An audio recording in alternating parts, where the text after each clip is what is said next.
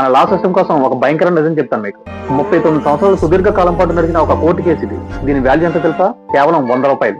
Actual గా ఇది చాలా చిన్న డిస్ప్యూట్. 1986 లో జగేశ్వర్ ప్రసాద్ అవధియా అనే వ్యక్తి 100 రూపాయల లంచం కేసులో పట్టుబడ్డాడు. ఈయన మధ్యప్రదేశ్ రాయ్పూర్కి చెందిన ఈయన రోడ్ ట్రాన్స్పోర్ట్ కార్పొరేషన్ లో బిల్ అసిస్టెంట్ గా పనిచేసేవారు. ఈయన తన తోటి ఉద్యోగి పెండింగ్ సాలరీ క్లియర్ చేయడానికి 100 రూపాయలు లంచం తీసుకున్నట్టు ఆరోపించారు. ఇదంతా జరిగింది 1986 లో. పోరాడి టైం వేస్ట్ చేసుకుని ఎవరు చెప్పారు ఈయన్ని వదిలేసి కదా అని మనం అనుకోవచ్చు. కానీ ఈయన తన నిర్దేశిత్వం నిరూపించుకోవడానికి 39 సంవత్సరాల పాటు శ్రమించాడు ఈ 83 ఏళ్ల వృద్ధుడు. 1986 నుంచి 2004 వరకు సుదీర్ఘంగా విచారణ వాదనలు జరిగాయి. ఫైనల్ ట్రయల్ కోర్టులో 1000 రూపాయల జరిమానాతో పాటు 1 సంవత్సరం జైలు శిక్ష కూడా విధించింది. ఈ సంఘటన ఆయన జీవితాన్ని మార్చేసింది. తాను చేయని తప్పుకి సమాజంలో అతని ఫ్యామిలీ గౌరవం కోల్పోవాల్సి వచ్చింది. ఈ ఇన్సిడెంట్ తట్టుకోలేక తన భార్య కూడా చనిపోయారు. అతని గౌరవ మర్యాదలు కూడా కోల్పోయాడు. 39 ఏళ్ల సుదీర్ఘ కాలం పాటు అతను ఆస్తులు అమ్ముకొని కోటి చుట్టూ తిరగాల్సి వచ్చింది. కానీ నేను నిర్దోషిని నిరూపించుకోవాల్సిన సంకల్పం మాత్రం వదులుకోలేదు ఆయన. సెప్టెంబర్ 9, 2025 జగేశ్వర్ నిర్దోషి అని జడ్జిమెంట్ ఇచ్చింది కోర్టు.